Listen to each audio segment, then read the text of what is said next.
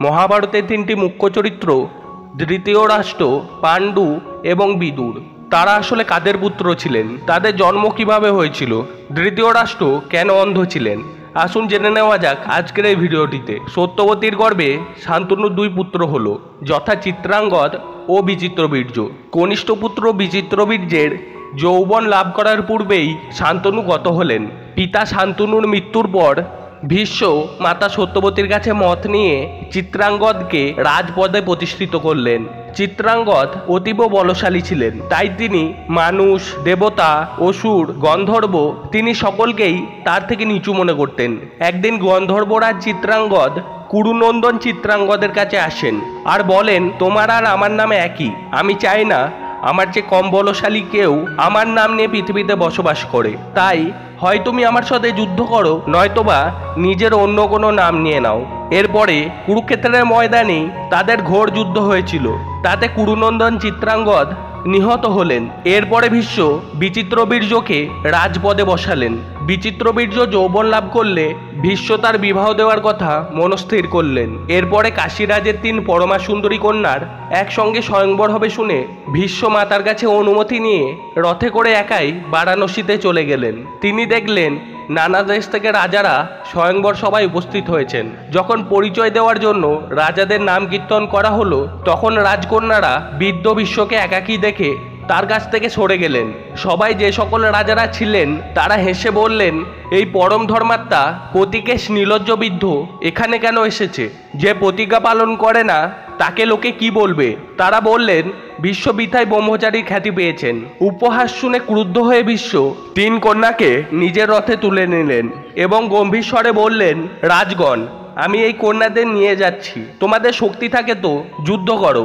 ওখানে উপস্থিত সব রাজারা সিংহাসন ছেড়ে উঠলেন এবং অলঙ্কার খুলে ফেলে বর্ম ধারণ করে নিজেদের রথে উঠে ভীষ্মকে আক্রমণ করলেন।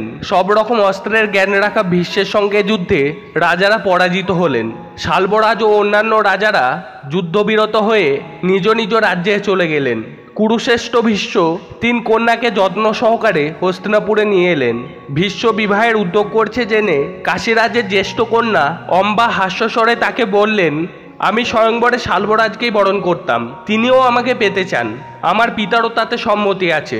হে ধর্মজ্ঞ, আপনি ধর্ম পালন করুন। ভীষ্ম ব্রাহ্মণদের কাছে পরামর্শ নিয়ে অম্বাকে শাল্বরাজের কাছে পাঠিয়ে দিলেন এবং অন্য দুই কন্যা অম্বিকা ও অম্বালিকাকে বিচিত্রবীর্যের সঙ্গে বিবাহ দিলেন।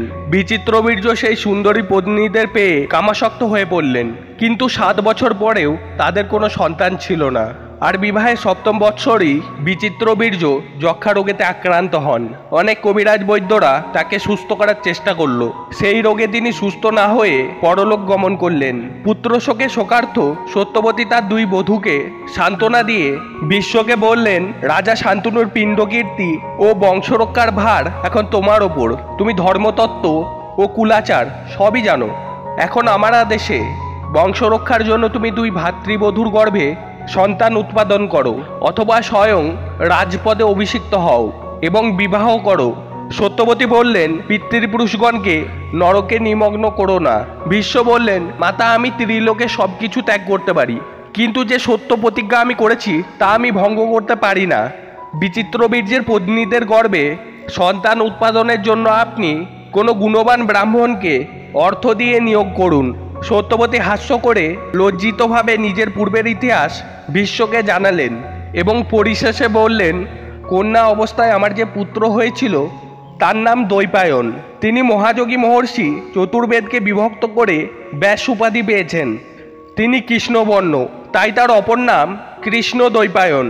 আমার এই পুত্র জন্মগ্রহণ করে পিতা পরাশরের সঙ্গে চলে যান। আমি যদি তাকে আহ্বান করি, আমার আহ্বানে সে নিশ্চয়ই আসবে। ভীষ্ম, তুমি আর আমি অনুরোধ করলে কৃষ্ণ দ্বৈপায়ন তার ভাতৃবধূদের গর্ভে পুত্র উৎপাদন করবে। ভীষ্ম এই প্রস্তাবে সমর্থন করলেন। সত্যবতী ব্যাসদেবকে স্মরণ করলেন। ক্ষণিকের মধ্যেই ব্যাসদেব আবির্ভূত হলেন।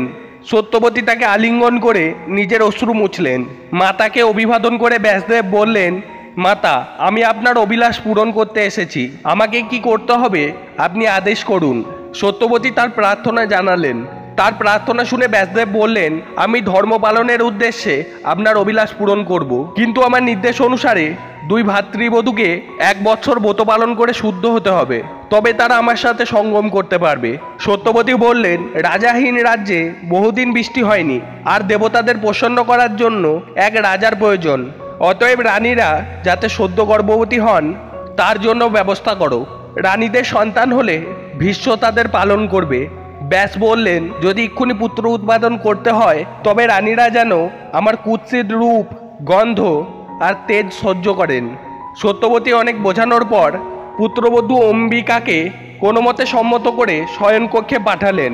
অম্বিকা উত্তম শয্যায় শুয়ে ভীষ্ম ও অন্যান্য কুরুবংশীয় বীরগণকে চিন্তা করতে লাগলেন। আর সেই সময়ই অনন্ত দ্বীপ ও ফুল দ্বারা সজ্জিত কক্ষে ব্যাসদেব প্রবেশ করলেন। তার কৃষ্ণবর্ণ দীপ্ত নয়ন, বৃহতাকৃতির জটা দেখে অম্বিকা ভয়ে চক্ষু নিমজ্জিত করে নিলেন। কার্য সম্পন্ন করে ব্যাসদেব বাইরে এলে সত্যবতী তাকে জিজ্ঞাসা করলেন, অম্বিকার গর্ভে গুণবান পুত্র হবে তো? ব্যাসদেব উত্তরে বললেন, এই পুত্র শতহস্তির সমান বলবান, খুবই বিদ্যাবান ও বুদ্ধিমান হবে এবং শতপুত্রের পিতা হবে, কিন্তু মাতার ভুলের কারণে অন্ধ হবে। সত্যবতী বললেন, অন্ধ ব্যক্তি কুরুবংশের রাজা হওয়ার যোগ্য নয়, তুমি আরেকটি পুত্রের জন্ম দাও। সত্যবতীর অনুরোধে তার দ্বিতীয় পুত্রবধূ অম্বালিকা শয়নকক্ষে এলেন, কিন্তু ব্যাসদেবের মূর্তি আর দেহ দেখে তিনি ফ্যাকাশে বা পাণ্ডু বর্ণের হয়ে গেলেন। এরপর শয়নকক্ষ থেকে ব্যাসদেব বেরিয়ে বললেন, এই পুত্র পরাক্রমশালী ও খ্যাতিমান এবং পঞ্চপুত্রের পিতা হবে, কিন্তু মাতার দোষের কারণে পাণ্ডু বর্ণের হবে। যথাকালে অম্বিকার একটি অন্ধপুত্র ও অম্বালিকার পাণ্ডু বর্ণের পুত্র হলো। তাদের নাম ধৃতরাষ্ট্র ও পাণ্ডু রাখা হলো। অম্বিকা পুনর্বার ঋতুমতী হলে বা পিরিয়ডস হওয়ার পর সত্যবতী তাকে আরেকবার ব্যাসদেবের কাছে যেতে বললেন, কিন্তু মহর্ষি রূপ ও গন্ধ মনে করে অম্বিকা নিজে গেলেন না। তার পরিবর্তে তিনি অপ্সরার ন্যায় রূপবতী এক দাসীকে পাঠালেন। দাসীর অভ্যর্থনা ও পরিচর্যায় তুষ্ট হয়ে ব্যাসদেব বললেন, হে কল্যাণী, তুমি আর দাসী থাকবে না, তোমার গর্ভস্থ পুত্র ধর্মাত্মা ও পরম জ্ঞানী হবে।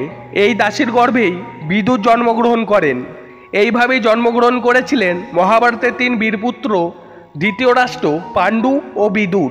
তো বন্ধুরা, আজকে এই পর্যন্তই। ভিডিওটা যদি আপনাদের ভালো লেগে থাকে তাহলে ভিডিওটাকে অবশ্যই একটা লাইক করে দিন, আর এই চ্যানেলে যারা নতুন এসেছেন চ্যানেলটাকে অবশ্যই সাবস্ক্রাইব করে দিন। সবাই ভালো থাকবেন, সুস্থ থাকবেন। রাধে রাধে।